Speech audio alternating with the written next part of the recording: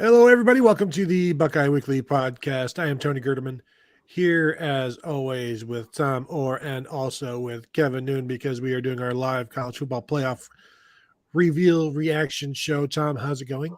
Tony, it's great, although I am completely not ready for us to be in college football playoff talking season. I have really enjoying college football season for like the majesty of college football season and not have everything, viewed through the prism of the college football playoff. I thought ESPN's done a better job with not ramming everyone's top four down everyone's throats after like week one this year. But sadly, I think that must be over. We're probably in just college football playoff talking season, which is okay on Tuesdays when we do it, but the rest of the week, let's all try as a country to just enjoy college football for college football the other 6 days of the week. Kevin, should we just keep this on Tuesdays? I guess. I mean, my local bar, it's Mug Club night. I could get an extra $1 off if I could go there. So maybe I can work out a deal where I can watch and produce from the bar. And then hearing the same quotes over and over and over again on the teleconference won't bother me as much. Well, Kevin, since producers don't really do anything, I'm sure you could do it from a bar. We are just outside of the top 25. Tom, your prediction for the 25th team, we're going to go all the way through. I'm going to predict each and every spot. Time. Go. We always talk about the fact that you can tell what the committee wants to do at the top by what the committee does at the bottom. Kentucky is your number 25 team this week because that props up Tennessee, that props up Georgia. Kentucky number 25 this week, regardless of what Kentucky deserves to be. I like that one. I think you're going to see them somewhere in there just because. And you guys can certainly watch along with us. Go ahead and throw some questions out there. We will get to them. And like last year, I will be jumping off here, I don't know, around 7:35-ish to jump onto the teleconference at 7:45. And then you two will take over. And not that you haven't taken over now. It's basically your show anyway. But then I will come back with all of the answers from the committee and Tom showing off the Whalers hat. And we'll see what they have to say this week. And then you guys will all get to understand why we get a little frustrated from the answers that we hear one week to the next week. Because you guys, if you follow along with us and if with us every single week, you will hear how the committee changes what they say, what they do, why they do it, when they do it, how they do it, and everything in between. And that's why, as Tom said, they already start manufacturing it by the bottom 20, 21 through 25 in there with the rankings. So that'll give us an idea pretty quickly. Kevin, are you taking Tennessee, Georgia, or Ohio State to be ranked number one initially? I'm going to say Tennessee is where it's going to be. I'm not saying that's my ranking. I don't know. I mean, we talk so much about where the committee's going to rank them. That's kind of where my mindset is. I don't know. I haven't done the mental gymnastics, but I think that's the easiest thing for them to do at this point. Tennessee and Georgia play each other. So, if you have Tennessee 1, Georgia 2 or 3, I mean, it doesn't matter. It all sort itself out. But, there is a lot, there's a lot on the line. People are very concerned about where the first rankings are. I know we are, as we are all here on a Tuesday night, post dinner and ready to sit there and see these rankings. Yeah, just as we await the initial release here, I think Tennessee has the best win. So I think that carries the most weight initially as they try to stick to their guns. There's really no reason to go crazy with reasoning at this point. You just go with best win, and you can do that. Now, once more teams get best wins, well, then you got to factor in other things. So it gets more complicated. But I think Tom and I, we were talking about this in one of the shows that we've done this week. I think they go with best wins, and that's Tennessee and Georgia, those two, in whichever order you want to put them in. And then it gets to the game control, the eye test, and that's where Ohio State comes in. I think I'll see Ohio State third. Where are we going to see Michigan and Clemson, and are those two definitely ahead of Alabama? And where is TCU in that relation? Yeah, I think Tennessee is going to be first, and this will be interesting because I think it's going to be Tennessee, Georgia in some order, and then the question is the best win the win over the team ranked the highest, which would be Tennessee beating Alabama by a field goal, or is it the most dominating win over a team in that top 10 kind of conversation?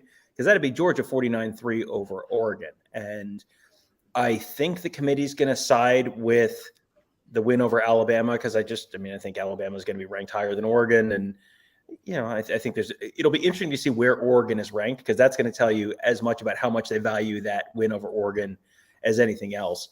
And, this is all very much an academic discussion this week anyway, because whoever wins that Tennessee-Georgia game is going to be ranked number 1 next week. And whoever loses it is going to drop at least somewhat. I think you're going to see, I think there's a very good argument for Tennessee, that Tennessee-Georgia 1-2 in some order. And, there's a point spread for the game this weekend. So, Vegas is telling you that they think Georgia is more than a touchdown better than Tennessee. So you should probably listen to Vegas. But I think that the committee's probably going with Tennessee there. And then there's Ohio State, Michigan, probably 3-4. And then I'm going to say Clemson 5, Alabama 6, TCU 7. But honestly, Clemson hasn't shown that much this year. And I would not be completely shocked if they put Alabama ahead of Clemson. I would be pretty surprised if they put TCU ahead of Alabama. But they brought their own guts. Clemson always brings its own guts. If they put Alabama at 5, just go ahead and lock in 2 SEC teams into the playoffs this year because that is definitely happening. If you've already moved Alabama ahead of 2 undefeated teams, that's already now you have everybody else fighting for 2 spots, including one of Alabama, Tennessee, or Georgia. So have fun with that one.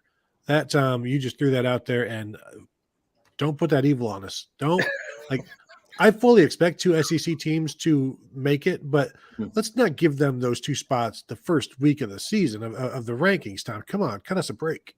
I am incredibly powerful, but I do not, in fact, outrank the committee itself. So just to be clear on that point, they have already reached their decision independent of me. I'm just trying to tell you what I think they're going to do because I think we've seen over the years that it tends to work out for Alabama. There are schools that get the benefit of the doubt. And, here we go. Number 25. Oh, number 25, UCF. Number 24, Texas. Number 23, Oregon State. Number 22, NC State. Number 21, Wake Forest. So, Texas, Tony, you called this on the Buckeyes Tomorrow Morning episode. Texas sneaks in there and, as we say all the time, look at what they've got at the bottom of the poll, and that's going to tell you who they want to prop up at the top. Texas is a win already for Alabama. Texas is a upcoming opponent for TCU. So that's one to kind of keep an eye on. Oregon State, I don't think has played any contenders yet. Syracuse, number 20, Tulane, 19, Oklahoma State, 18, North Carolina, 17, Illinois, 16. Any thoughts so far? Anything jump out to you other than the Texas thing? We talked earlier on today's yesterday's tomorrow morning about Illinois and LSU. I do not expect LSU to be 15. So that tells me they're going to be significantly higher than Illinois as a 6-2 team. So no respect there for Illinois. You lose to Indiana, and I guess that's what happens. But that's a bit of a slap in the face to what Illinois has done, but also it shows like a lack of respect in terms of even if you're 10-2, you're still Illinois and you've only beaten teams from the Big Ten West. So what does that really mean? Yeah. North Carolina is kind of sneaky because North Carolina, okay, here we go. 15, Penn State. That seems kind of low. 14, Utah, 13, Kansas State, 12, UCLA, 11, Ole Miss. Wow. No, and still no LSU. No LSU. And here's what's going to happen. This is something that I talked about on the Buckeyes Tomorrow Morning show. Just listen for this. If you're listening to the show or to the committee discuss stuff later, listen for this. If they try to tell you that the LSU loss to Tennessee shouldn't count because LSU lost their left tackle and their left guard in that game, so you can't really count it against them, but also they count that as a quality win for Tennessee. It's like, congratulations, the SEC got 1.5 wins in that game. Like, if you're going to count it for one, you can't count it for the other. That's how it is. There's number 10 LSU.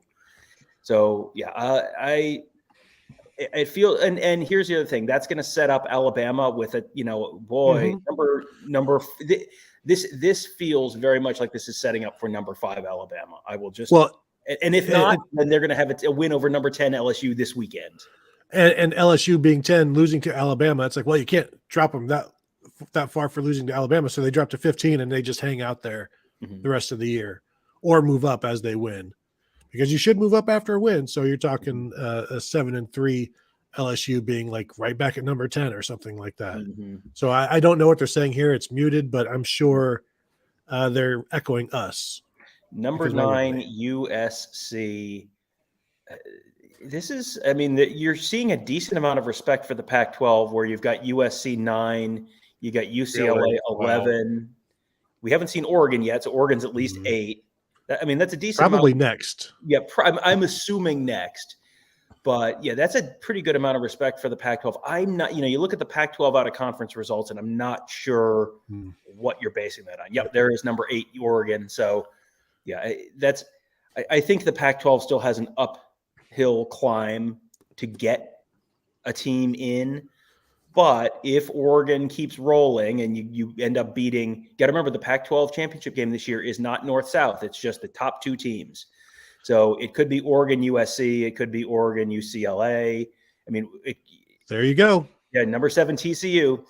Friends, after a certain number of years of watching these, you can just sort of smell it coming. And yes, the Frogs indeed getting gigged into the number 7 spot. TCU didn't beat the 10th team in the nation like Alabama did, or will.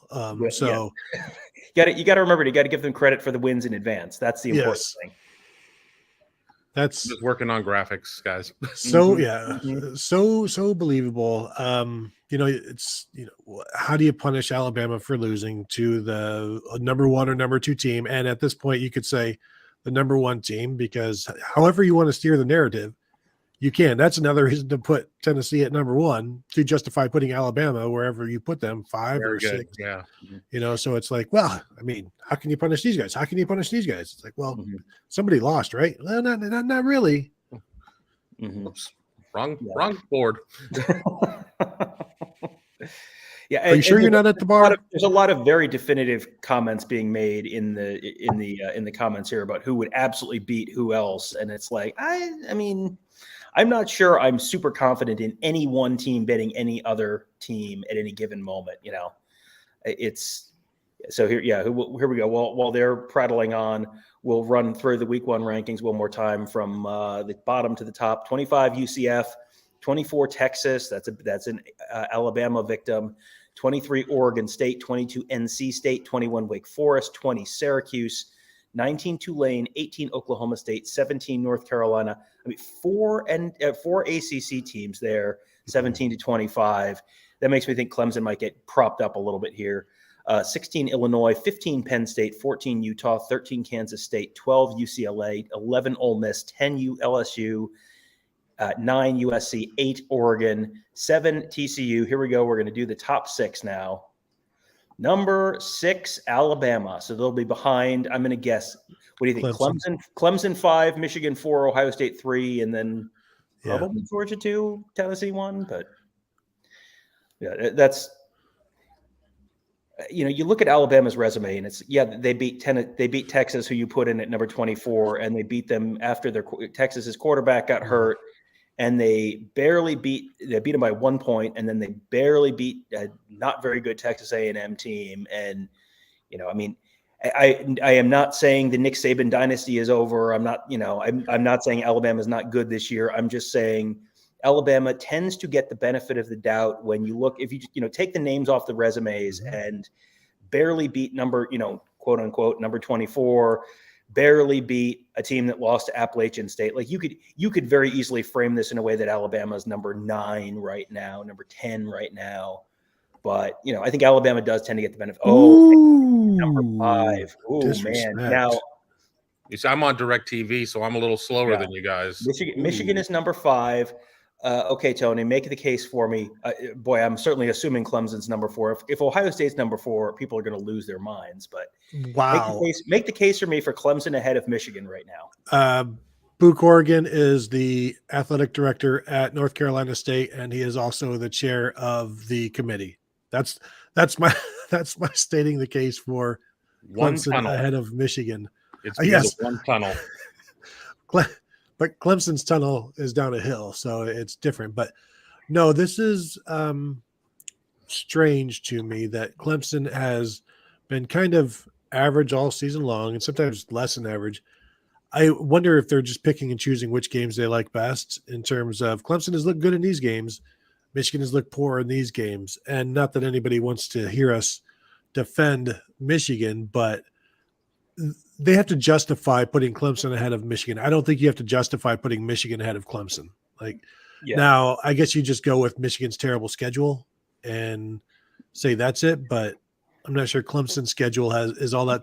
What has Clemson done? And they're not going to do anything else, and so they'll eventually. If Michigan wins, they're drawing dead. They have nothing left on their schedule. Well, let's run through Clemson's schedule real quick while we wait for the reveal of the next team. They've got this graphic hanging up here, and I don't want to start talking before they reveal the next one and immediately stop this Clemson schedule. So maybe we should wait on the Clemson schedule. The only way to bring up this number 3 team is to start the Clemson schedule, though. Tony, do you remember over Labor Day weekend, Labor Day night, Clemson beat Georgia Tech. Then Clemson beat Mighty Furman 35-12. And then Clemson beat Louisiana Tech 48-20. And then Clemson beat Wake Forest. Whoa. Number 3, Georgia. Interesting. Now, that is. They're throwing people a bone on this one. I literally see what you did there. Yes. Yeah. I honestly don't really agree with that. Georgia. Let's just leave it at this. What did Georgia open at in this weekend against Tennessee? Wasn't it 13 or 12 or 11 and a half? Or something like that? Yeah. They were giving 12, and it's down, but it's down to 7.5. So the number 3 team is a 7.5 point favorite against the number 1, presumably, team here. I don't really get that. And I don't think, number 2, Ohio State, that's fine. Tennessee ahead of Ohio State right now, I don't have an issue with. But now, this just allows them to jump Georgia over Ohio State with the win over Tennessee. So, but does Tennessee fall behind? Does Tennessee fall behind Ohio State if they lose to Georgia by a touchdown? Yeah, well, the thing now is, do they fall in front of TCU? And how far do they just go to 6? And TCU is just sitting there like, can we play? Can we do something? And it's like, no. But the SEC is doing their thing right now. So this allows, like I said, Georgia to just move up and like right now they're saying, look at our credibility. Look at us. It's like, we listen to indie music. Look how cool we are. And meanwhile, they're, then they listen to like indie music in front of people. And then they go home and they're rocking out to Taylor Swift. And then, then they lose. Then they can beat Taylor Swift and then jump to number 1. Ohio State will just sit there twiddling their thumbs for the next 3 weeks. Cause I don't think whatever Ohio State does against Northwestern in a rainstorm, like nothing is going to help them move to number 1 over what is going to happen this week. So this just feels like, let's throw people a bone. We're not SEC, focused. We've look who we have number 2, and it's a paper dog, in my opinion. Yeah, just saw a comment up there that Ohio State 0-1 all time versus Tennessee, and Ohio State's wants Tennessee. OSU 0-1 all time against Georgia as well. That was 2 separate Citrus Bowls in the 1990s. So you said it. You said it exactly. Yeah. But which one were there like 5-inch cleats worn, like stiletto? That was the Tennessee game. Yes, that was the Tennessee game. The 95 season. And the funny thing is about that 95 season, 96 Citrus Bowl was Ohio State and Tennessee went into that game both exactly tied for number 4 in the polls. That was the only time I'd ever seen 2 teams that I could remember exactly tied in the polls for the same spot. And then this week, Ohio State is tied for number 2 in one of the polls with Tennessee. Kind of weird. This one from Lisa Sims. Would Ohio State rather have Tennessee or Georgia? I think there are, you can argue either one of those. Georgia, you wouldn't have to deal with the Tennessee offense. Tennessee, you wouldn't have to deal with the Georgia defense. It's which would you rather face? And Georgia's defense isn't as good as Georgia's defense last year. So I don't know that anybody really wants to play Tennessee right now. And we're getting caught up in their offense. And why aren't we looking at them more like an Oklahoma or an Ohio State when all we do is talk about their offense? And you look at some of the points they've given up, particularly to Alabama, and of course, that's going to happen. But we look at the Tennessee offense and we get enamored by it. But you look at other teams and you look at their entire, like we the way we have dismissed Oklahoma. Do we not do that with Tennessee yet? Because for one, they have a better defense, and two, they haven't burned us yet, or they haven't created this track record of their just offense. Well, the good news is that if under the current rankings, which of course will be very different by the end of it, you get both of them. They would get Georgia in the first round, and then they would get Tennessee in the championship. So, no, I get it. I mean, I think that Tennessee certainly does have a little bit of an Oklahoma vibe to it. I'm curious when you get on the conference call here in a few minutes, Tony, if you hear historic offense and things like that, because those were terms to be used for Oklahoma in the past, which was code for they can score a lot of points. God bless them. But, that's about as far as it goes. Tennessee is an interesting one because I think, there's an argument to be made for both Tennessee or Georgia as the team Ohio State would rather play. Tennessee's defense is interesting because they're actually really good against the run, but they are hot garbage against the pass. Anthony Richardson from Florida, his second best career passing game is something like 240 or 250 yards. It might have actually been last weekend against Georgia. His best passing game of his career, 400 something yards against Tennessee. That Tennessee defense can get got, and Ohio State has the offense. If Ohio State was going to choose, we can't run or we can't pass, Ohio State is going to choose, that's fine. Let us throw, because that's what Ohio State's good at, and that's what Ohio State's consistent with on offense. So I think Tennessee, Ohio State would be a heck of a football game, and you might end up with the losing team scoring in the 40s or something like that. Oh, the Rose Bowl. Yeah. I mean, you know what? If we get to watch another 48-45 game on, New Year's Eve / New Year's Day, if we bookend the year 2022 with a 48-45 game on, in Pasadena and then in Phoenix or whatever, sign me up. I would take that right now. So you're saying bang the over on Ohio State, Tennessee. I'm saying I would love to see what the over is for Ohio State, Tennessee. It's going to be in the 70s, wouldn't you? I mean, that's tough. 70s is tough, but high 60s just because maybe they're scared. We don't want to go too high on that one. Yeah, I'm just looking at this again now. I still feel like the Georgia thing is just a ruse because they'll be number one next week with the win over Tennessee. Clemson is. I also think that's a temporary thing for now because Michigan with a win or continuing to win. I think does Michigan move it? Does an 11-0 Michigan move ahead of an 11-0 Clemson with a win over Illinois? Who at that point, if Illinois only has 2 losses, they have to be higher than they are now, or certainly no lower. Is that enough to get them past Clemson at this point? I think so. I'm going to pull up the Clemson schedule right now. Yeah. Here's who they have coming up this Saturday. They are at Notre Dame. Ohio State fans, you're going to have to hold your noses and root real hard for Notre Dame in that game because if Notre Dame beats Clemson, that's a double whammy. I guess a good whammy. What's a good whammy? I'm doing the press your luck thing, but yes, whammies, yes, whammies, yes, big whammies. bucks, big bucks, no whammies. Big bucks. Yeah, it is. Yes, it is big buck. It would be big bucks for Ohio State if Notre Dame beats Clemson, because then Clemson has a loss. Then I think an 11-1, even a scenario where Ohio State loses a close game to Michigan goes to the Big Ten championship. I think an 11-1 Ohio State with a win over Notre Dame and Notre Dame having a win over Clemson, that is probably, and Ohio State clearly being valued as a better product right now, like several spots ahead of Clemson right now. That would be a big shot in the arm for Ohio State's chances, if they lose to Michigan, to still make it into the field. So after Notre Dame, Clemson plays host to Louisville, who is really desperately trying to fire its football coach and keeps winning games, so it hasn't been able to do it. So they get Louisville at home.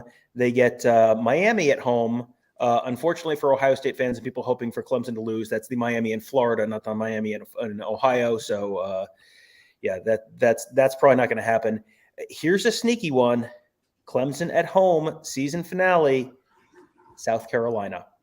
That's a little sneaky. And then they probably play. I mean, right now, if you're looking at the Coastal Division, North Carolina is in first, and the highest ranked team, and also in I think their only loss was in conference.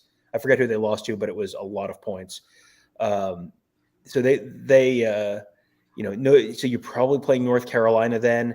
If North Carolina keeps winning and they're 11-1, yeah, okay. But I think there's a decent possibility if Notre Dame beats Clemson, and I don't really expect that. But if they do, I think that's a big shot in the arm for Ohio State.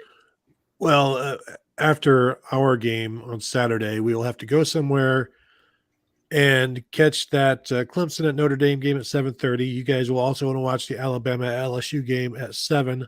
I, however, will be glued to Michigan at Rutgers on the Big Ten Network at 7:30, assuming the very off chance that wherever we end up actually has the Big Ten Network and knows where it is on their channel guide. I do not expect that. I don't believe it has ever happened before.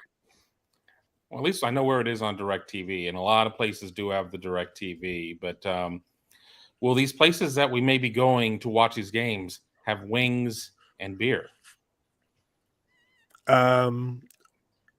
One or the other, not both. I don't believe places carry both. Right, so you got to make a decision. I'll take pizza and beer. That's fine. This from Brian DeGroff. Could Clemson still get passed over if they go undefeated? I don't think so. It's not happened yet. I mean, right now they're already 4 anyway. So I don't think a one-loss team, certainly not 2 one-loss teams, will jump them. I still don't think a one-loss team would. But if you want to test the committee and have Alabama beat the winner of Tennessee, Georgia, and now you've got 3 one-loss SEC teams trying to figure out how to get 2 in there or anything like that. Like I don't see Clemson getting passed by an undefeated team. It hasn't happened yet, but if Clemson continues to look ugly, maybe. But even Florida State looked ugly in 2014, and they still made it in. Well, yeah, and I will believe that an undefeated team gets left out for a team with a loss when I see it.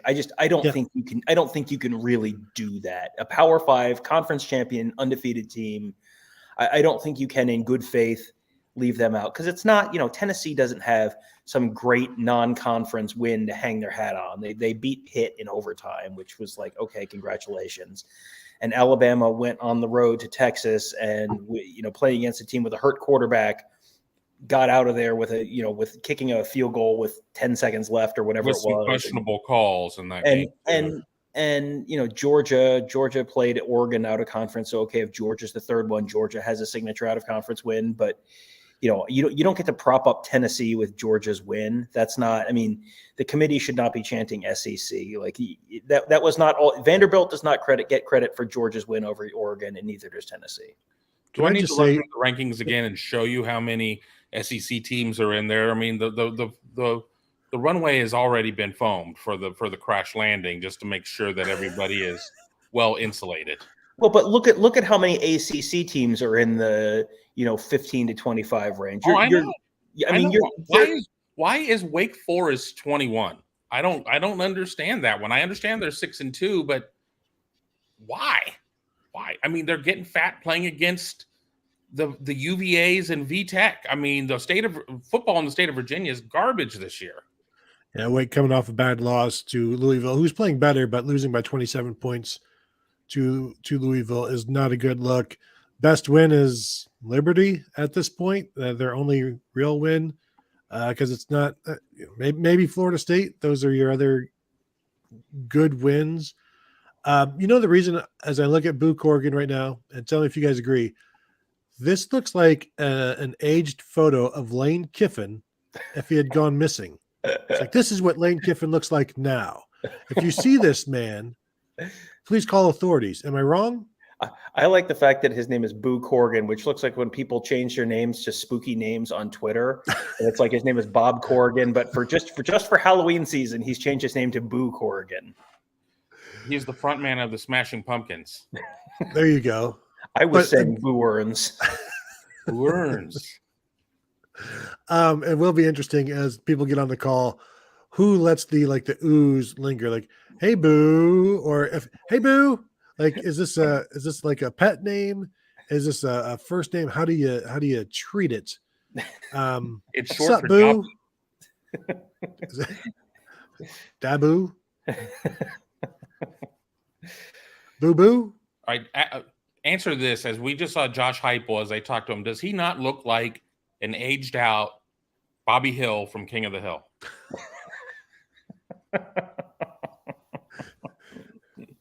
That's my CFP trophy. I don't know you. I just want some fruit pies. I'm just glad someone else is doing accents this time. It's not just me. Speaking of which, Tom, just give us something. No, sorry. It's only week one. It's only week one. We gotta pace ourselves. There's a lot of college football season left. There are a lot of super chats to be had. Yeah. It would be interesting to see the Texas Christian side of things at this point, see how they're doing, how they're feeling about this. I'm sure the fans are doing quite well with seeing this, and just like, what can you do?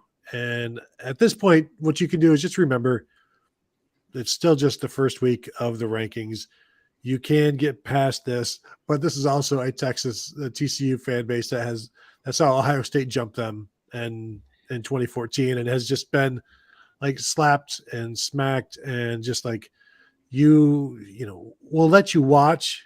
But you probably don't remember this. I think there was a sketch in Living Color, and it was somebody the first time they created pay-per-view is by allowing some kid to watch through a hole in a fence. Like, this is, like, you can't watch over the fence. You have to watch through the hole in the fence.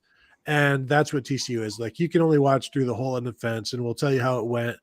But, that sort of thing. And it's, if you're in the Big 12, you've got to beat the Texas schools and then hope nobody else trips you up. Well, and let's go for people who aren't familiar with TCU's schedule. Let's run through it real quick. They opened with a win over Colorado, and Colorado is quite possibly the worst team in the Power 5 this year, so that's not going to get you much credit. Beat Tarleton State, an FCS team. They won at SMU, but it was 42-34, so it was real close. They beat Oklahoma 55-24, and that looked like a huge signature moment, and then Oklahoma's completely imploded, so that's not worth what you thought it might be. Beat Kansas 38-31, but that was the game where Kansas lost their quarterback, and they've lost a few games in a row, so that's not giving you as much credit as it used to. They beat Oklahoma State in double overtime, 43-40, in an absolutely great game. But Oklahoma State just lost 48-0 last week, so that's not as big of a win as you might thought it might be a week ago. They beat Kansas State, who was the team that just beat Oklahoma State 48-0, but Kansas State was number 13 or 14 or something like that. I mean, it's not a top 10 win. And then they beat West Virginia by 10. West Virginia is not very good this year. The remaining schedule, they've got their home for Texas Tech this weekend, at Texas next weekend. That would be a big one for them to win. At Baylor, and then home for Iowa State, which am I wrong? I think it was TCU played Iowa State the last week of the season in 2014. Like, that was TCU beat Iowa State 52-3 or something that week, but that was the week Ohio State beat Wisconsin 59-0. So beating, no matter how badly you beat Iowa State, it wasn't that impressive. So that just something to keep an eye on there as well. You will have a common opponent though with TCU and Texas and Alabama and Texas. So if say TCU can beat Texas by 2 or 3 points, then or a touchdown or whatever, and then maybe you can justify moving TCU ahead. But with a win at Texas, a win at Baylor, I think that should be enough to move them back ahead of Alabama. But we shall see.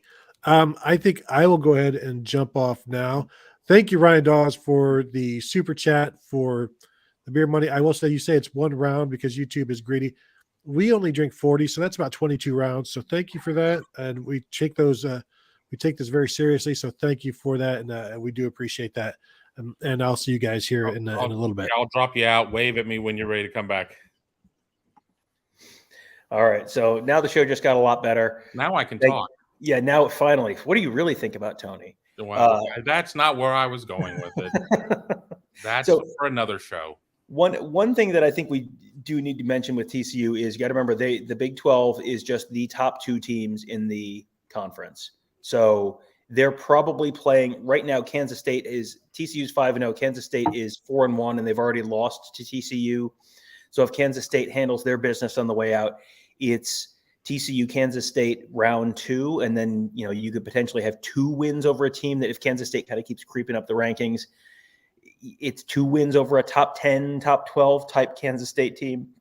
So TCU, if TCU wins out and is the Big 12 champion, I find it very difficult to believe the committee is going to leave out an undefeated Power 5 champion for a second Big 10 team, a second or third SEC team. I mean, it's possible, but I think that would be a very difficult thing for them to justify.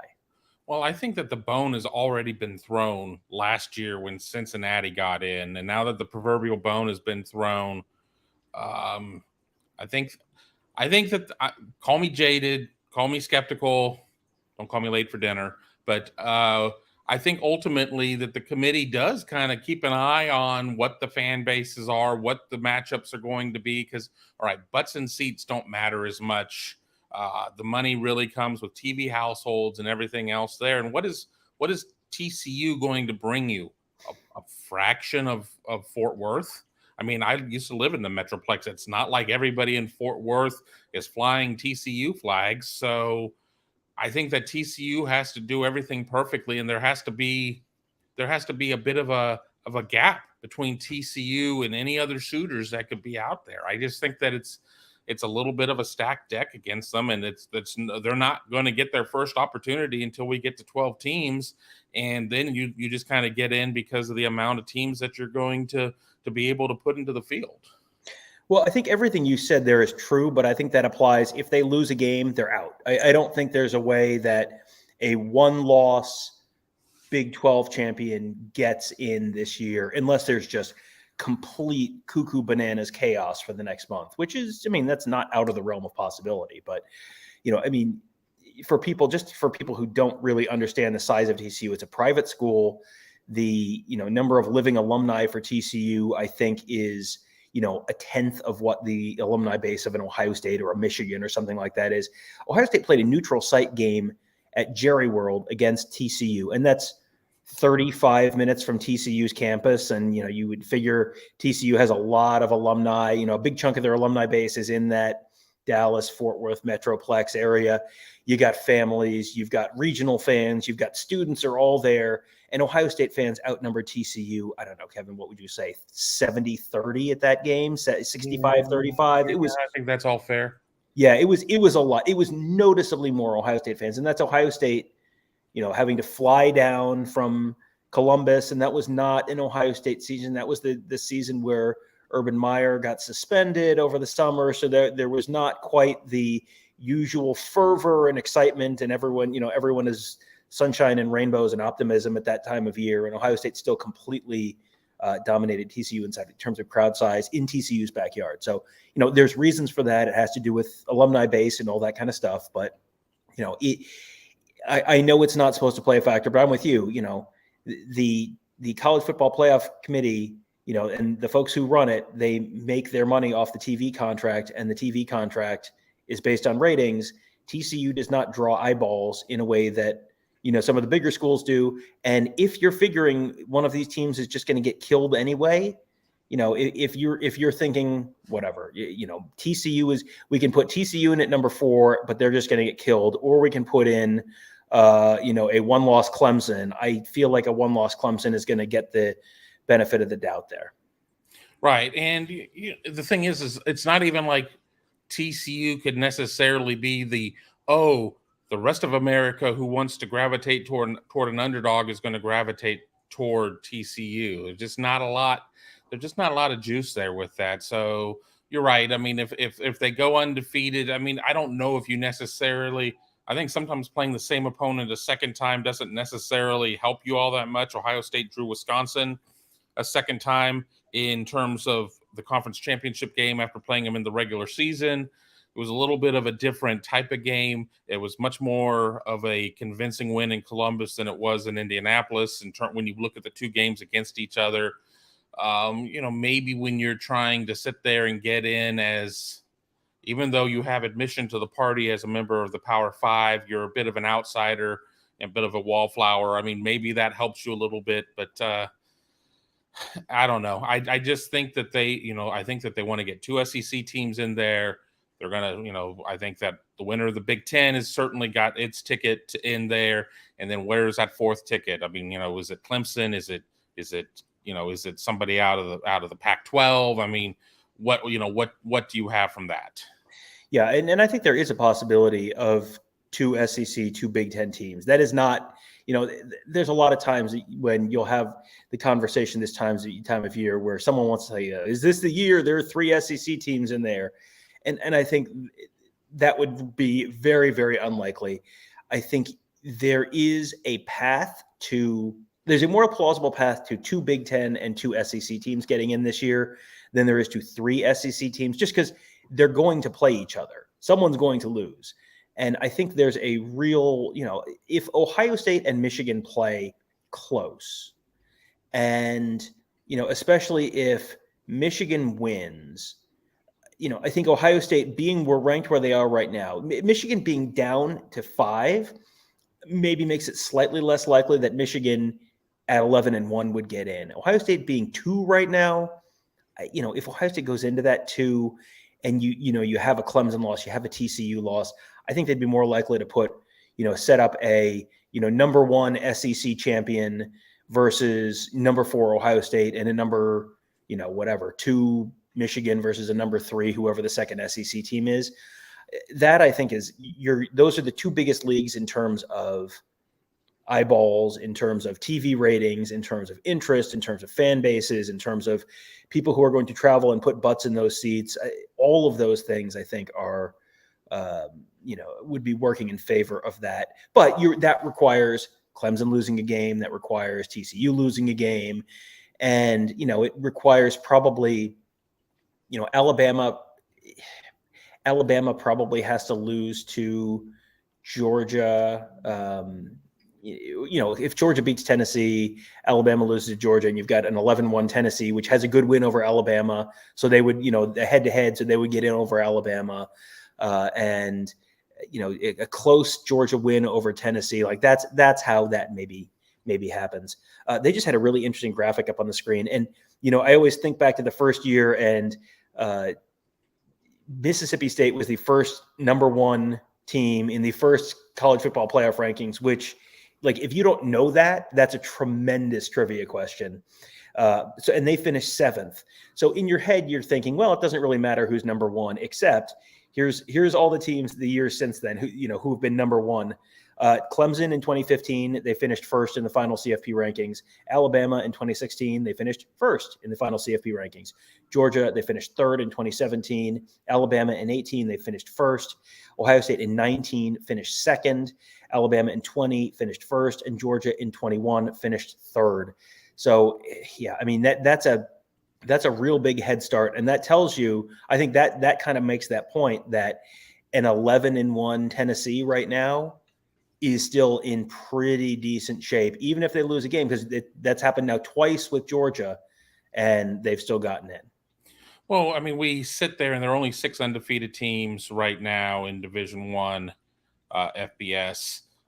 A lot of other times, I think at this point of the year, maybe there are a couple bit more, but we all worry, okay, what happens if there are more undefeated teams than there are spots? And that's not going to happen. We get to the end of the year, there's maybe somebody out of the group of 5, maybe somebody from the Power 5, maybe 2 from the Power 5, maybe nobody from the Power 5.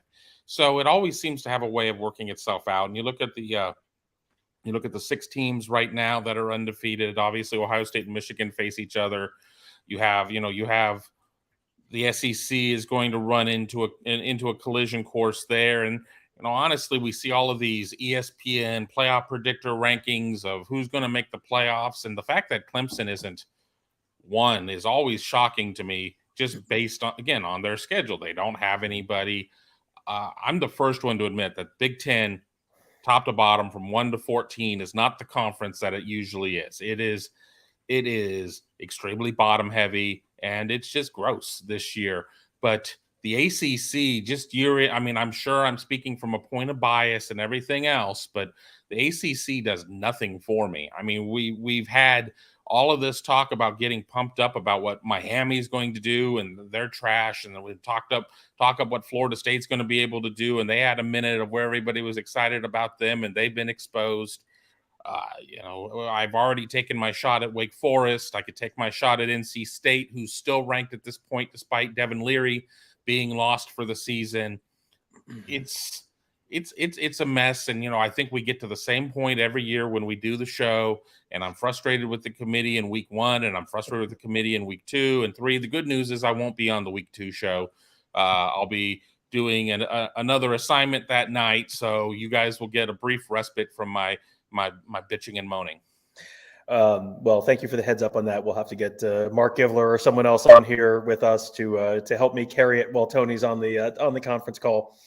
Just to run through, the Devin Leary point is really, really a good one, because the quarterback for North Carolina State, and they have not been the same without him. So that's a team that's going to finish unranked. So it doesn't really matter right now, but here's even with Devin Leary, here's North Carolina State's non-conference. They won at East Carolina 21-20, and I think ECU maybe had a field goal attempt at the gun. There was a kick at the gun, and either NC State made it, or I think ECU was trying to kick it to win and missed it, or something like that. Something like that. But ECU just beat BYU, who was a little bit of a darling earlier in the season, maybe being kind of that dark horse, but it's still ECU. Yeah, BYU was a darling 4 losses ago, and now less darling than they used to be. They beat Charleston. NC State beat Charleston Southern, and they beat Texas Tech at home, and that was a 27-14 win. And they beat UConn out of conference. So, and then lost to Clemson, beat Florida State by 2, lost to Syracuse, beat Virginia Tech by 1. It's like, I'm sorry, what are we hanging the hat on there? Is it the 2 touchdown win over Texas Tech? Is it the 2-point win over unranked Florida State? The 1-point win over Virginia Tech? They have Wake Forest coming up this weekend, so that will be, I'm sure, a signature win for Wake Forest. And then, finish with they have Boston College, who is Jeff Hafley, baby. You'll be in my prayers. That is a banged up Boston College team. They're throwing up a resume comparison right now. The Ohio State ain't played nobody crowd. The strength of schedule: Tennessee 19th, Ohio State 52nd, Georgia 75th. Yes, Mike Farino says ECU missed an extra point and then got an onside kick and was able to attempt a field goal and miss that too. That sounds right. Right. Yeah. That I remembered ECU having a kick at the end of the game, but that was one of those games that was going on at the same time that we were watching. So it was like I processed it 12 hours later through a tweet I saw or something. But yeah, that was kind of a wild one. And North Carolina is another one where North Carolina is, if we're going to talk about the ACC teams that are going to be propping up people's resumes, if North Carolina wins the ACC Coastal, they are they've been okay. They're 6-1, but they've been a very quiet 6-1 where they lost so early in the year that, and of course, when you Google North Carolina schedule, of course, it comes up with a basketball schedule. Kevin, why would I not have assumed that? So here's what I want to throw out about North Carolina before we go down there. North Carolina total offense 8th in the nation. North Carolina total defense 122nd. Scoring defense 110th. Rushing defense 103rd. Pass efficiency defense 112th. Does Kirk Ferentz have a kid who coordinates defenses? Maybe. That is actually, I think that might be Gene Chisholm out there. I think that's Gene Chizik, who's the NC State defensive coordinator, if I'm not mistaken. And Woof. they started the game. They played a Florida A&M team week 1 that was missing like 20 kids or something like that, and I thought they weren't going to play it. And then they give up 24 points to that team, 63-61 over Appalachian State. They beat Georgia State 35-28, lost to Notre Dame 45-32. And then they beat Virginia Tech. They beat Miami, a bad Miami team by 3 points, a bad Duke team by 3 points. And then they beat Pitt. But they have Virginia, Wake Forest, Georgia Tech, and NC State left. That feels like they're going to lose to Wake Forest. But then, boy, this sure feels like Wake Forest has a bunch of winnable games coming up. And, does Wake Forest end up 10-2? And boy, but if you end up 10-2, just based on how everything works and with it being a zero-sum game, you're a top 25 team at that point. But you know what? If you're able to do that, and let's remember Wake didn't have Sam Hartman for part of the year or whatever, and it's just when you're in a division that is just, again, I'm not all that excited about many teams in the Big Ten. The Big Ten West is an absolute a mess. The parts of the East are gross. I mean, there's just not a lot there, but there's just when one of your banner carriers is Syracuse, I'm struggling. I'm struggling with it. I just can't get that excited about ACC football. Yeah, it feels like you're going to have Syracuse. The shine has come off the rose a little bit. NC State, with the loss of Devin Leary, is probably dropping out. North Carolina, North Carolina is going to win the Coastal because they are 2 games ahead of Duke and Miami and 3 games or more ahead of everyone else. So UNC is winning the Coastal. That's just it. They're 17 right now, and if they lose another one, that's not going to be a great win. You could see Clemson finishing 4th, even if they're undefeated and maybe behind you could see Clemson maybe finishing 4th behind even a 1-loss Big Ten team, maybe, because I don't know that the resume is going to be there. And again, a lot of that is going to be the Notre Dame game. Notre Dame could do a lot of good for Ohio State if they could beat Clemson this week. That would be a really, really big win. I don't expect it, but Notre Dame has already beaten North Carolina, so they've done Ohio State that favor. So yeah, it's AW says, honestly, just give us 3 SEC teams plus Ohio State. Ohio State wins the national championship, and the South will rage harder than the Civil War. Yeah, do you see a scenario, Kevin, where there are 3 SEC teams? That seems almost impossible to see for me. Well, I guess the question is just how some of these games shake out. Okay, what happens how do you end up with 3 1-loss teams? If LSU beats Alabama, LSU kind of replaces Alabama in the arguments at that point. Alabama's sitting with 2 losses, and then you have to be really special, which, Alabama's proven in the CFP era that they certainly get they do get bonus points for the name on their jersey and the numbers on their helmets. But I think you're going to be hard pressed to find that scenario. We look at this year, there's just not a lot of great teams. They're just plain and simple. But how many great teams are there? Where is the cut? Where is the dividing line? There was a point where we were saying that it was 3 teams and everybody else. And then there's another argument saying, well, no, there's 6 great teams and then it's everybody else, or 8 great teams. I don't know. I think you can make the argument of saying everybody has got warts. I don't think that there is a team out there that you're just like head and shoulders. That team right there is 2 rungs better than everybody else, 1 rung better than anybody else. On any given Saturday, I think that team could probably take down anybody in the nation, but probably is a huge qualifier. Right. Well, and here's the other thing. The teams that don't, I know there are teams that at this point of the season in the past have not looked like that team, that have ended up like that team. And there are teams that have at this time of the year looked like, I can remember multiple times having this might be the best Nick Saban team at Alabama, and then that team doesn't win the national championship. And, on the flip side, I can very clearly remember doing these shows in 2019 at this time of year and saying, yeah, I know LSU's got a great offense, but the defense just hasn't been there. And then the defense kind of came together for them. And then lo and behold, they win the national championship and they really stomp Clemson that year. Just because a team is not looking like a complete team now does not necessarily mean there won't be a complete team at the end of the year. But I'm with you. Right now, I don't think there is a clear delineation of this is the one team that is above reproach and then everyone else is behind them. Tennessee's got a great offense, but the pass defense is a real problem. Georgia has a good defense. It's not as good as last year's defense.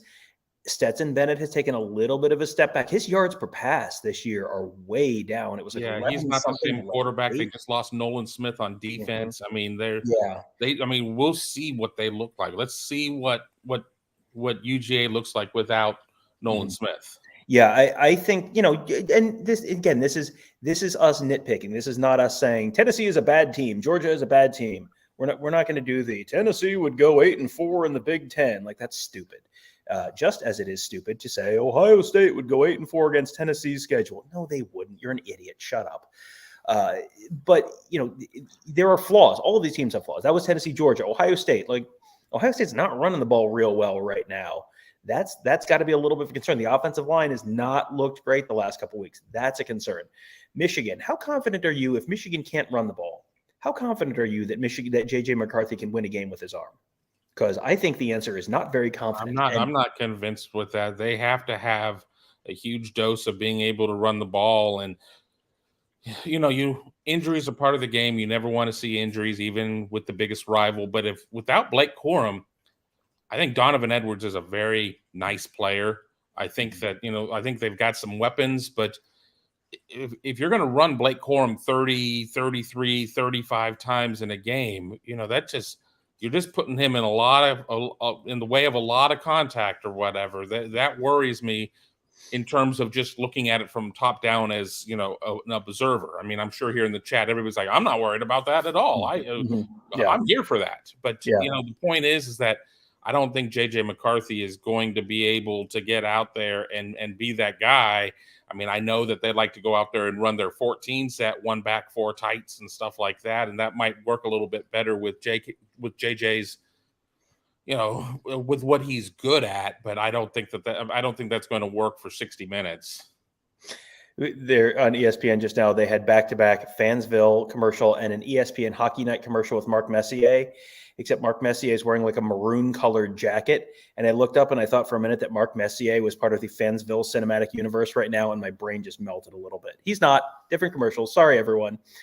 I think you're going to run into, to your point on Corum, I think Corum, you're gonna run the tread down on that tire at some point. You can't do that forever. I think you're going to see less of him the next couple of weeks, but you're going to probably need to see a bunch of him at Illinois, a bunch of him against Ohio State, and if they get into the Big Ten championship game, a bunch of him against Illinois, presumably again. So yeah, that has to be a little bit of a concern. But to me, there are teams. This is a matchup sport, right? We talk about at the beginning of the college football or the NCAA tournament every year. We talk about, it's all about matchups. Well, college football is a little bit all about matchups too. Tennessee, to me, you look at Michigan. What are the concerns with Michigan? Can they throw the ball if they can't run it? And on defense, I'm not sold on the Michigan secondary. I think Michigan has been able to, get away with a okay but not great secondary, because they have played a bunch of teams in the Big Ten that don't throw the ball well, and they've been able to control the run and get teams in predictable passing situations, and then use that pass rush, that really good pass rush in those predictable passing situations to get to the quarterback and control substandard passing games. If Tennessee has a really good passing game and Tennessee has a really good run defense, both of which they do, I don't think Tennessee is a very good matchup for Michigan. So I think, and you could do this with pretty much everyone. I think anyone who has a questionable pass defense, you look at Tennessee and go, oh boy, that might not be great. And you look at anyone who has a a questionable run defense. There are teams you are not going to want to face Georgia if your run defense is not up to snuff or your defensive line is not up to snuff. You are not going to want to face Ohio State if you have a shaky pass defense and you're on a dry, fast track. Someone asked, if Ryan Day's passing offense would work better in SEC country. I mean, yeah, maybe. I mean, it doesn't have to be perfect. It doesn't have to be 70 degrees and sunny or indoors on turf every game for Ryan Day's passing offense to work.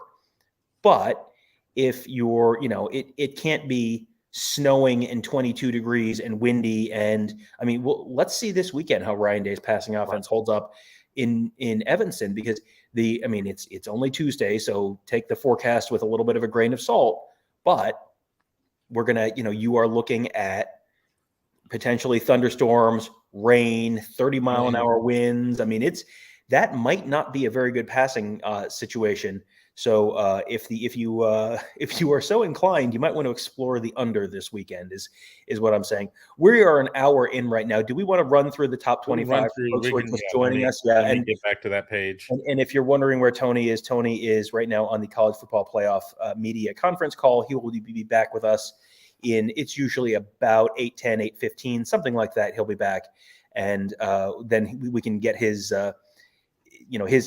what he learned from the conversation with the CFP chairman this year. But here are the week one rankings. UCF number 25, Texas number 24, Oregon State number 23, NC State 22, Wake Forest 21. There's the 20 Syracuse. There's that bundle of the ACC teams we talked about.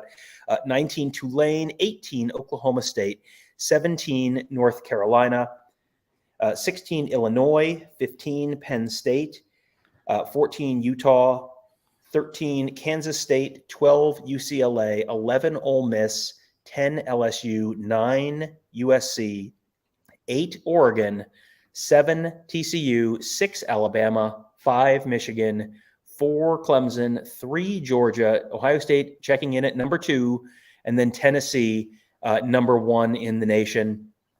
Kevin, when they revealed those, what was the thing that made you kind of, there's always something week one that you go, oh, you kind of jump back and like, whoa, did not, I'm not sure I agree with that. What was the one thing that made you do that this week? I don't know. I think probably where they have Georgia. I think that just where they have Georgia, I mean, it would be really easy for me to sit there and say, as somebody who watches more Big Ten football than anything else, about where Michigan is. But I think Georgia being number 1 in the human polls and being number 3 in these polls, again, I think there's a huge out because you're going to have Tennessee and Georgia playing each other. But there's got to be something said that they always seem to have a little bit of extra runway for the defending national champions. And I've said all show long that Alabama always seems to get some extra runway. Well, that's because a lot of times Alabama is the defending national champion. So, vis-a-vis, that just kind of happens sometimes. But, I wouldn't have been shocked to see Ohio State 3. I wouldn't have been blown away if Ohio State was 1. I think Ohio State 2 made sense. I thought it was probably likely that Ohio State would end up 3. They'd get their little 1-2 matchup between the 2 SEC teams and be able to go from there. But I was a little bit surprised. And of course, as I said, with me having satellite, I was a good 7 seconds behind you guys. So I already knew what happened before I could see it on the screen. What's interesting is Georgia being behind Ohio State. Let's just play this out for a minute. Tennessee beats Georgia this weekend. Okay. I'm not predicting that. I'm just saying, let's start the conversation with Tennessee beats Georgia this weekend and beats them by 10 points. So you have, that's a home game for Georgia. You lose at home to Tennessee. You're now 8-1. You have the win over Oregon, but that's already baked in. That is baked into what we're looking at here. Oregon's already number 8. So you've got a 46-point win over number 8, and that is not enough to put you ahead of Ohio State. Ohio State, has the opportunity to play Michigan. Ohio State has, the rest of Georgia's schedule is not that great. If you lose to Tennessee this weekend, you get Mississippi State, who's not ranked. You have Kentucky, who's not ranked. and you have Georgia Tech, who is awful. Right. So if Georgia loses this week, even if Georgia loses this week, say by, let's just say Georgia and Ohio State lose, Ohio State to Michigan, Georgia to Tennessee, and they lose by very similar amounts, 3-7, whatever. You've lost these games at home. Ohio State right now has an advantage over Georgia in the rankings. Neither team is really playing anyone worth a crap the next few weeks. And if you have similar losses, I think that, this would require the committee to hold to a consistent logic, which, hi, are you new here? But, if it would seem like if you had similar losses for Georgia and Ohio State, and both are 11-1 non-division champion teams, that might put Ohio State in a position to get into, a hypothetical fourth spot over Georgia. Am I wrong there? Other than ascribing consistent logic to the committee, am I wrong on anything there? Well, yeah. We'll see this committee contradict itself 3 or 4 times. Maybe 3 or 4 times in a given week. So you are making the mistake of trying to use logic and figure those things out. And, I'm sure Tony will be back here and anywhere in the next 5 to 10 minutes and say that, well, this is, what it seems like the committee values, and it'll be different. And we rip it up each week and we start over and we rank them from 25 to 1 all over again. And it's not a matter of where you were the week before. It's a whole new ranking. It's a whole new look at it. So the logic is there. I agree with what you're saying, but fool me once, fool me twice, fool me thrice, fool me for ice. I don't know. Flavor ice. I don't trust this committee. I don't trust the committee inherently to follow any standards. Now, I guess another interesting question is, we have had plenty of years in the past where we've talked about being the incredible advantage of being the number 1 seed, because if you're Ohio State and you're in the number 1 seed, you miss, in 2019, if you're the number 1 seed, LSU and Clemson have to play in a semifinal, and you get a deeply flawed Oklahoma team that has no defense whatsoever. And, then Ohio State ended up playing a closer than expected Big Ten championship game against Wisconsin. And you can ascribe that to having to play them for a second time in a season, or you can ascribe that to the Big Ten brilliantly scheduling Ohio State to play Penn State at Michigan, and then a very physical Wisconsin team in the Big Ten championship game 3 weeks in a row. That was not a great moment in conference intelligence. But whatever you want to ascribe it to, that made a difference. Ohio State having to play Clemson in the semifinal instead of getting essentially a bye against a really crappy Oklahoma defense. Does the 1 seed make that much difference to you this year? Because I don't know how much. I'm not sure that I expect the committee to do anything where, if hypothetically, there's 2 SEC teams they're both 12, they're both 12-1, and Ohio State's 13-0 in the Big Ten champion. So they're going to be the 1 seed.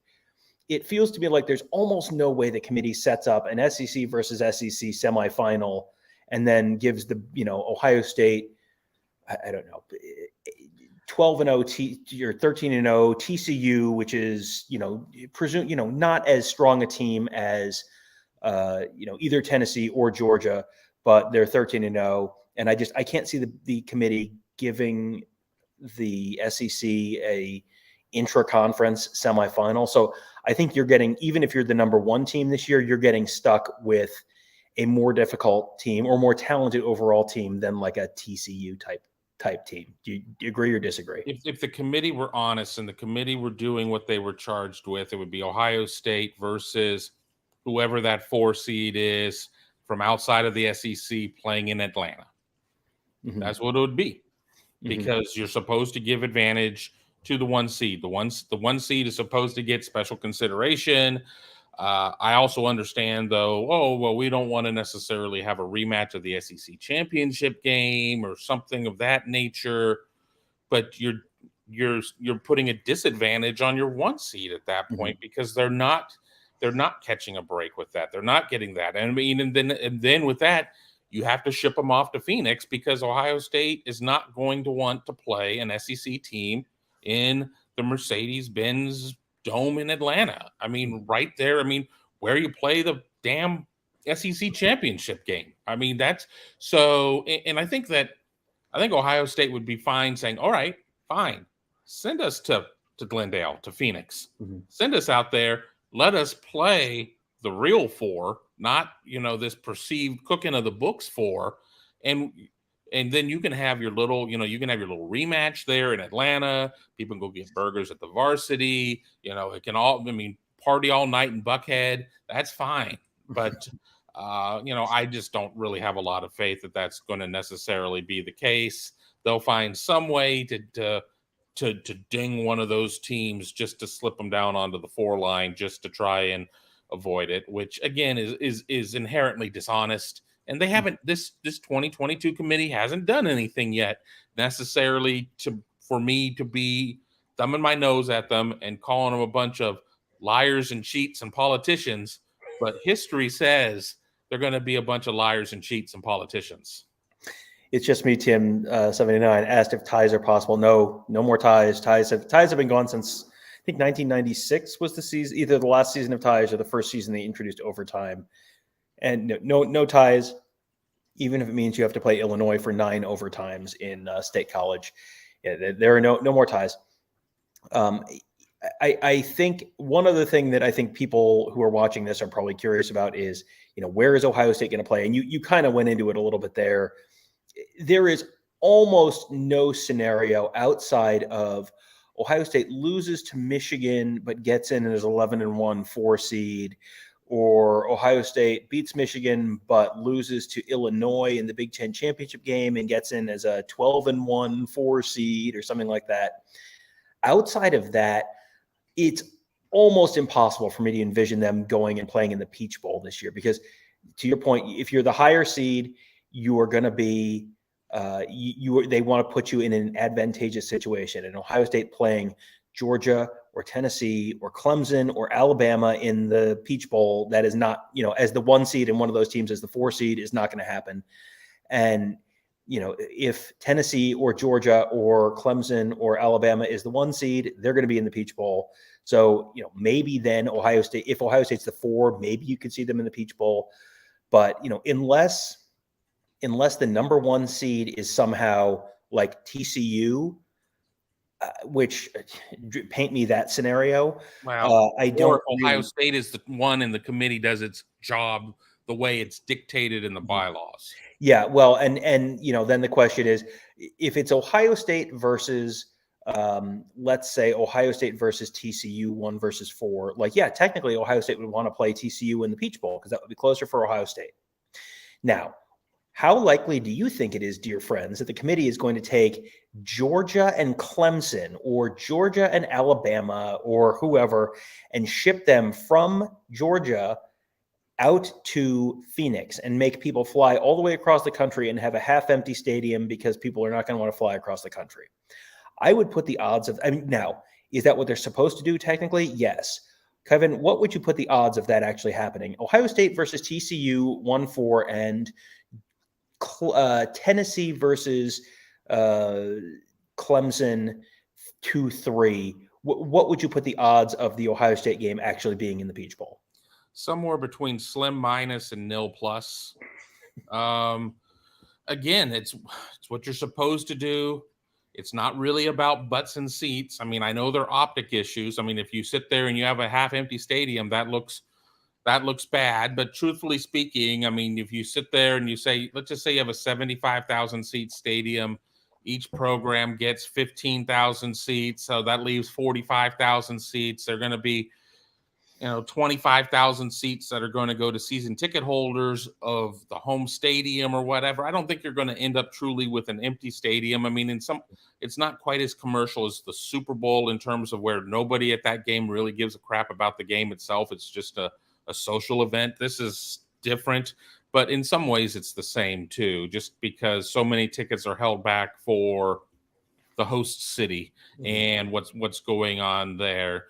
But Yeah, I'm hard pressed to see that, and I think that they're even less likely to sit there and follow the rules since we're going to be blowing all this, you know what, up here shortly and going to a 12-team playoff. Well, we just wanted to make sure everybody had a good time, and let's just end this. Let's just end this on a good note.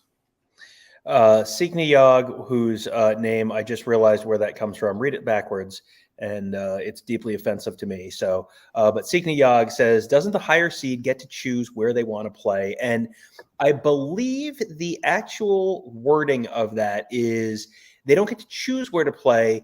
It's that the committee is supposed to take into account what would put them in a more advantageous situation. Now, Yes. could the committee say, well, listen, Ohio State has played in the Fiesta Bowl before, so the familiar confines of whatever the heck stadium that is in Glendale, Arizona, would be advantageous to Ohio State as compared to having to go to the Peach Bowl where they have never played before? Could they make that case? Sure, they could. Would that also get the two Southern teams in the 2-3 game in this scenario to play in Atlanta? Well, coincidentally, it sure would. So. Yeah, there's enough wiggle room there that it's not just that they ask Ohio State, where would you want to play? Frankly, I think it would be a lot more fun if they said, here are the 4 teams, and then they went to Ohio State and said, or the number 1 seed and said, you choose who you want to play. Because boy, wouldn't that be a fun month of stories of, oh, so you wanted to play us, did you? Well, I guess we'll just see about that. That would be a lot more fun, but unfortunately, that's not the way we do things. You walk out, you take the 4 teams, you have the number 1 team sit there, and instead of like a rose ceremony, you have Ryan Day or Gene Smith with like a white glove, and he goes up to the person that represents the team he wants to place and slaps them across the face or throws the gauntlet. Yeah, they're leaving a lot of money on the table. They could. I mean, we have to sit there and go through this hour-long show, how many weeks or whatever. They could do so much more with this whole thing. But in all seriousness, I would tune in for that. All right, two very important comments from Frank Carone. Number 1, Ohio University beating Buffalo 17-0. I thought about going to that game tonight and then realized we had to do this. So go Bobcats. 17-0 over Buffalo. I'm impressed. They have a very good offense, not much defense, but enough defense tonight apparently. And also from Frank, has Ohio State ever played in the Peach Bowl? No, that is the only New Year's 6 bowl game that Ohio State has never appeared in, the Peach Bowl. A lot of that has to do with the fact that Peach Bowl was not really a major bowl and has never had a direct tie to the Big Ten, as far as I'm aware. That's kind of always been an SEC, ACC game, if I remember correctly, to the 1990s. But yeah, that is the one New Year's 6 bowl that Ohio State has never been to.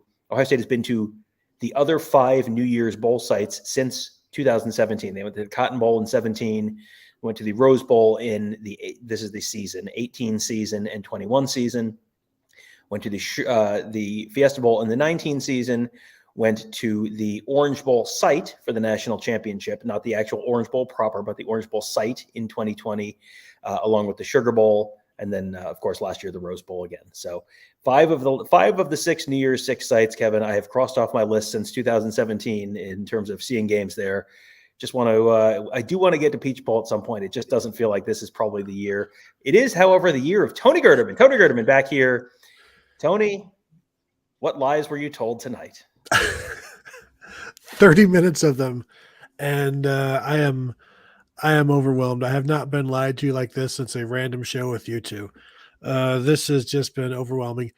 Oh, I don't even know where to begin other than if you guys have some questions. I can tell you the reason they went with Clemson over Michigan is, for one, Michigan's non-conference schedule didn't help them. Clemson being 5-0 against 500 teams and Michigan being 2-0 is another thing in there. They mentioned that it was Ohio State and Michigan were asked about, like, compare those two, why Ohio State over Michigan, and they talked about Ohio State's explosive offense, their impressive defense, and mentioned that Michigan's workmanlike effort and play and defense. And then later on, somebody asked about the Michigan workmanlike comment. They're like, this sounds like a negative. And Boo Corrigan, the chair of the committee, is like, no. that's not a negative. And immediately, like, going through my mind is like, oh, they have a great personality. Michigan has a tremendous personality. You're going to get along with them. Great. Just We know try, better just than talk to that. them.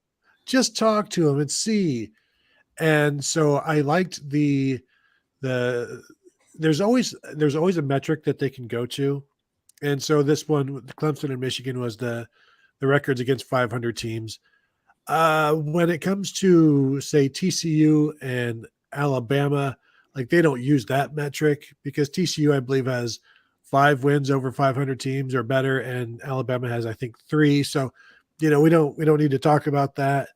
Alabama just having, you don't call them good losses. They only look at wins at this point. But when you look at a loss, you look at every bit of it. So I'm sorry. Which are Alabama's really good wins so far? Is it the? Mississippi State and the Mississippi State win they cited, and I'm gonna have to dig for the other win. No, they like on LSU. They like the wins over Ole Miss and Mississippi State. With Alabama, they like the close loss. That is what it is. It was a high level game. Most importantly, a loss is not a win, but it was a competitive, well played, high level game. I'm scrolling through here to see what else they said about Alabama and their wins. Alabama had a dominant win against Mississippi State and a close win at Texas. TCU, because TCU's defense has struggled at times this season. And then because he was asked about TCU versus Clemson, and he said, TCU's defense has struggled at times this season, but that doesn't take away from their year this far. And it's like, actually, if we're basing it on the rankings from the committee, you just did take away from it with their defense, using it as a metric to remove them from consideration beyond Alabama. So, a lot of what we were expecting. LSU, yes, they had an early season loss against Florida State, but have you seen them lately? They look a lot better. Wins over the two Mississippi schools. Exactly. They're playing better now. They're team worthy being in the top 10. Brian Kelly has the quarterback working there. So, it's pay no attention to September unless we need it to cite Alabama's win over Texas in September. Was there an Oklahoma writer or somebody on there who was all indignant about their team not being ranked or something? Because we always get one of those on the conference call. No, I don't think they're not Oklahoma, but yes. Oh, okay. Perfect example. Somebody called in, and he's like, and of course everybody's, hey boo, hey boo, hey boo, hey boo. Boo, what was the debate regarding Georgia? Because you got other teams at the top of the poll that don't have a defense like Georgia's. Is it about being good on both sides of the ball, the balance that you're talking about? And Boo was like, relax. Georgia is, quote, an exceedingly solid team, which, again, it's you better say you better call me pretty. Don't say exceedingly solid. That's like you're a handsome woman. The competent drum work of Don Brewer. But the committee feels good about who Georgia is. The win over Oregon turned a lot of heads. Defense is not allowed a touchdown in the first quarter this year, but there's a lot of really good teams at the top of the rankings right now. Yeah, and I think the thing that would be interesting to me is how far does Georgia drop if they lose to Tennessee? Because if Georgia beats Tennessee, Georgia's going to be number 1 next week, and Tennessee's probably, especially if it's close, if it's, Tennessee was on the road and they're playing, you can't fault them for a quality loss. It would not surprise me if Georgia was 1 and Tennessee was 4 next week. That Tennessee doesn't even drop out of the top 4 if it's a close one. Because you got to remember, Tony, they beat Alabama, and look, Alabama's better than TCU. So therefore, what's interesting to me is where does Georgia fall? If Georgia loses to Tennessee, and I asked Kevin this earlier, and the answer was the actual answer, which is, well, that would require intellectual consistency from the committee. But if Georgia loses to Tennessee by a touchdown at home, and Ohio State loses to Michigan by a touchdown at home, and neither of those teams has really a chance to add a ranked win other than that between now and the end of the season, and they have similar losses, and they're both 11-1, and Ohio State's ahead right now, and neither resume is materially changed moving forward. It feels like Ohio State should be ahead of Georgia in the final rankings. If you have similar losses on home turf to a top playoff caliber team, it seems like that would be an argument for Ohio State being ahead of Georgia. We're skipping 5 weeks down the line here, but other than the committee is never beholden to anything the committee has said or done before, is there any argument against that? Well, then it just becomes, what metric do we need at this point to get the outcome that we want? Because as we all know, you can make statistics do anything, and they have all of these different rules that they follow, but you only have to follow these 4 rules, but follow them in any order and any percentage that you want. It's like head to head and quality wins and blah blah blah. But as I just pulled out the wins over 500, like, they can do whatever they want. If Ohio State is ahead of Georgia already, and nobody is going to add to that materially, then I mean, it's kind of like, if you're even, you're leaving at this point. If you both have a quality loss, then if it becomes, well, Georgia lost to a better team, it's like, but there's no such thing as good win or good losses. I thought we were talking about that, but yeah, you can't. As we know, you can't hold anything they say now against them later on, or hold them to that later on. Nothing is canon. Except for Nick Cannon. Well, it's funny that nothing is canon, and yet we all know what is happening, what to expect, and can predict where things are. So it's like nothing is canon, but it's all pretty predictable in terms of where things will ultimately end up. And so, while Ohio State should stay ahead of Georgia if both teams lose, I would be. Would anybody be surprised if they didn't? I don't think so. Well, would anybody be surprised if they did? Their games would work out, and teams would move up, and everything else, and suddenly Penn State disappears from the rankings and everything else, and then you twist the numbers until you get what you want. You don't have to blow everything up, but if you just pull a couple of the Jenga pieces out, that tower is coming over. You don't have to sit there and take a sledgehammer to it or a flamethrower. You just need to knock a couple of load-bearing, bars out of there. So knock out a couple of load-bearing 500 wins. Take out that Penn State at number 25. Throw in Kentucky, and boom, bing, bang. So what I'm hearing is the CFP committee did 9/11. Is that what I'm hearing? I didn't want to say it, but they kidnapped the Lindbergh baby. That is true. How do you evaluate Illinois? It was like, top scoring defense in the country, 3 wins over teams over 500, but no real signature win. It's like, good team though, tough team, but please don't ever ask us about Illinois again. Super chat from Mike Farino. Georgia's loss would be earlier than OSU's, so it would mean less, which is that is the actual answer of how it would get rationalized. Is there any discernible difference between a loss in the first week of November, on November 4th, as opposed to November 5th versus November 26th? No, but the thing is, like, you don't look at when losses happen, but if you have more time to impress following a loss, then the committee is going to take that into account. Like, if LSU goes and loses to Florida State this week instead of week 1, I don't think they're 12 or wherever they are, 10 or whatever they are. So even though it's a blank slate every week, and everybody has a blank resume that we put together, that's all true, but nobody has erased their memory from the previous week or any of the previous weeks that allowed them to come to this point. But they did say there's plenty of arguing about the top 3 teams. Everybody, there was an advocate for each team, and then by the end they were solid that the 2 wins for Tennessee is what put them over the top. The win over Alabama and the win over LSU. And by putting LSU where they did, they can, I mean, come on, it's 2 top 10 wins. And it's like, well, yeah, it is. And again, none of us have a problem with Tennessee being where they are. It's just, it shows you again how they can maneuver, manipulate, strengthen their arguments through their rankings.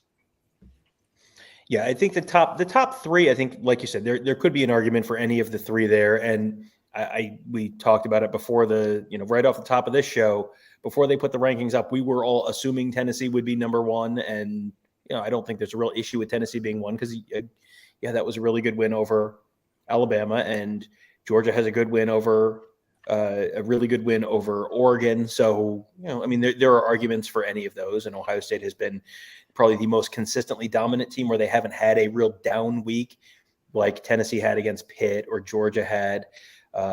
Georgia's had a couple kind of closer than they should have been wins. Ohio State's kind of been consistently dominant. So there's an argument for any of the three. But, yeah, it does feel like right now there's where would you draw the line between here's the top tier and then here's kind of the next tier? Because I think you could make an argument for earlier in the season, I was arguing for Georgia, Alabama, Ohio State. I think Michigan is probably in that group. I think there's an argument, frankly, that 1, 2, 3, 5 is the elite tier. Tennessee, Ohio State, Georgia, Michigan, and Clemson really kind of isn't. Like, I haven't really seen it from Clemson this year. But what do you guys think? Go ahead, Kevin. Yeah, I've already kind of sat there and said that I'm not impressed with the ACC and impressed with Clemson, but, they are playing better. This is not a team that's necessarily at the point of where it all has to be, bringing in Cade Klubnik. I mean, we've seen some steps forward with their offense, with DJU. 1, 2, 3, and 5 certainly are in there. I think this is a flawed Alabama team. I think that we certainly have seen some issues with them. I mean, how far away are they really from being, a 3-loss team? And then I certainly have an issue of getting that excited about TCU, especially after seeing full-on meltdown mode from the conference top teams after seeing a couple teams get 48 spots hung on them last weekend. The committee is sometimes, to me, they will rank the Big 12 where they do, expecting a blow up, but they make the SEC earn their blow ups, they don't just assume a loss is coming. But for me, I'm with you guys, like the Tennessee, Ohio State, Georgia, Michigan. I'm even thinking, like, is Michigan there? But then it's like Michigan can absolutely beat Ohio State. Like, I don't think that's a question. And so you have to put them in there, I guess, but I don't know how well Michigan matches up with Georgia or Tennessee. It reminds me of the story of the guy who traded a pen cap eventually for a house. There's just this gradual, a pen cap is better than a paper clip is better, like you trade that for a notebook, and just incrementally keep trading something up until you have this house. And I feel like Michigan can beat Ohio State, but I don't know that they can beat Tennessee. So then does that mean Ohio State's not elite, or do you have to include Michigan in there? And what would Michigan do with Alabama? It's like the last elite team. Who is hanging on there? Who is biting them in the butt? And are they biting them hard enough to lift them up, to drag them into that elite category? But I'm with you. It's like Clemson is not one of the top 4 for me. Yeah, and here's a great super chat from Mike Farino. ACC's second and third best teams both gave up about 40 points to a bad Notre Dame offense and lost by multiple scores. And right now, you, dear listener at home, are going, wait, who is he talking about? Who are the 2 best teams in the second and third best teams in the SEC or the ACC? North Carolina, which we talked about earlier, 45-32 loss to Notre Dame, and then Syracuse, 41-24 loss to Notre Dame. And Syracuse is probably not going to finish as the second or third best team in the ACC, but you wonder where Notre Dame would be if not for that stupid 16-14 loss to Stanford. That's a home loss to Stanford, and Stanford is bad this year. Real bad. And it feels like Notre Dame has kind of pulled things together, and they're a far better team than they were at the beginning of the year.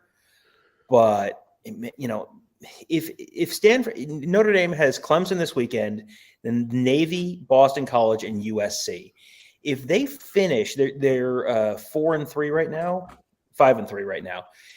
If they finish 8-4, they either beat USC or Clemson. You're probably a ranked win by the end of the year.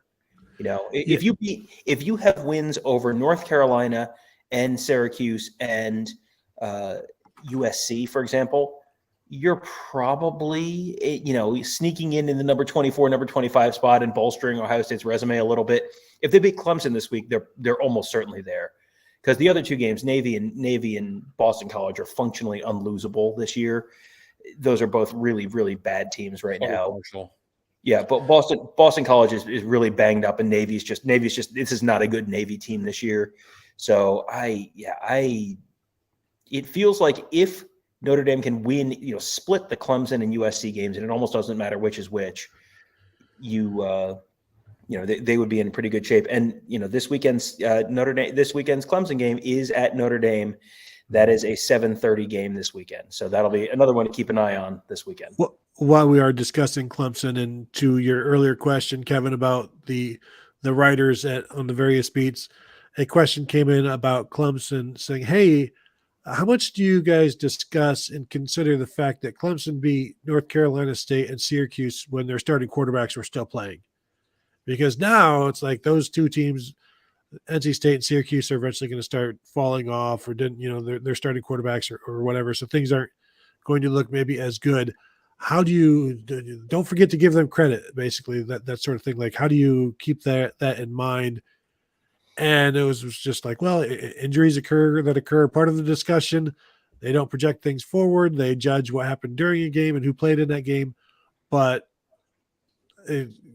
it's too bad you beat North Carolina State when they were supposed to be good, because they're no longer good. So you will not get any credit for beating a 4-8 North Carolina State team. So don't even bring that stuff here, because it's not going to happen, and nor should it. So where are we in this show? I know we're towards the end, not necessarily at the end. Yeah, we can. There are a couple of questions. Someone was asking if Ohio State has ever played in Atlanta, because we talked earlier about the fact that Ohio State has never played in the Peach Bowl. Ohio State has also never played. Georgia Tech is one of the few Power 5 teams that Ohio State has never played. So no, I as far as I'm aware, unless they played, I don't know, some Clark State or something, some random time 900 years ago, I don't think they've ever played in the city of Atlanta. 1902 Atlanta Pilot School. Atlanta pre-flight. Who says no? Anything else? Like you guys have been talking. Mm-hmm. I'm sure you're talked out. I know there's still a bunch of people here. Do we have some questions? Do we have? I haven't really been storing things. I'm not up in my main podcasting pod right now, so in order for me not to have giant face syndrome on here, I have to sit far away from here, so I'm not really reading the comments. Gotcha. That's fine. Rather than private chat, we can public chat. How long do we want to go? We're at 136 right now. Is this enough? Yeah, I think we've kind of gone through the. I think we've gone through the most, pretty much all the questions, and the ones we have, the ones that we haven't addressed, we addressed earlier. So I think we're in pretty good shape. And if you have nothing else from the call, I think we've probably squeezed all the juice we can out of week one. Yeah, I just have one last thing. I want to ask Kevin this. Hey, Kevin, should those Michigan State players be charged criminally? I get into some hockey situations of where, and you have the discussion about who was it? Was it that took the guy's legs out from under him and he fell back and he hit his head or whatever? But that was happening in the course of a game, whereas this was after the game, and you're swinging your helmets. It's certainly a bad look. 4 more players got suspended today to get it up to 8. Including Jacoby Windman, who's actually one of the few good players on that defense right now who's playing. I don't know. I mean, you get into a weird line, but again, none of this happened on the playing field. This was not a case of something happening. Well, it was just a dirty play. No, this was just dirty tactics, and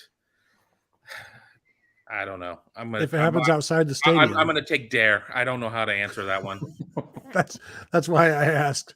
I just wanted to see what your reaction would be, because, I think we all agree. You see it happening out in the street or in a business, and you're like, well, this is wrong. But you see it happening inside the Michigan Tunnel, and you're like, well, I mean, boys will be boys. Super chat. Mm. From Jordan Kapler, Tony, did you get a chance to ask the committee about PB&J aerodynamics? You know what? I'm ready to end the show now if this is where we're going. Just thinking, you're like, hey, Boo, thanks for taking my call. First time, long time.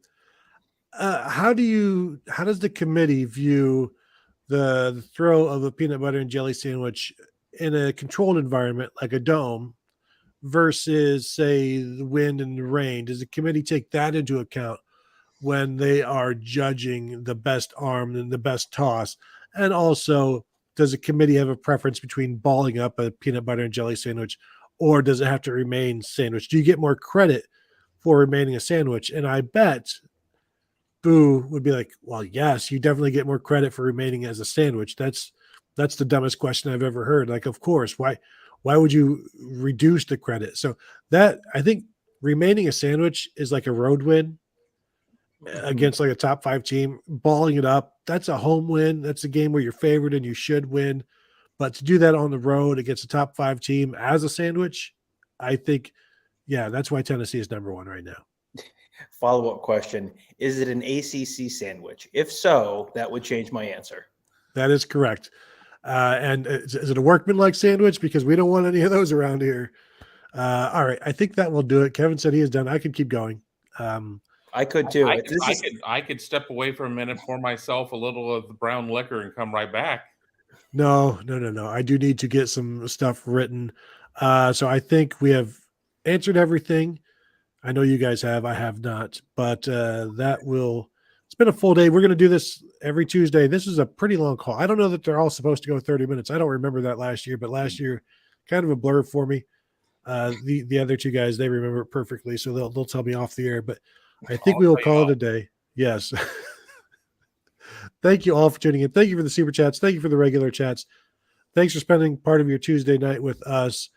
And again, check us out at BuckeyeHuddle.com, please. If you're not yet a member, think about becoming a member and then become a member.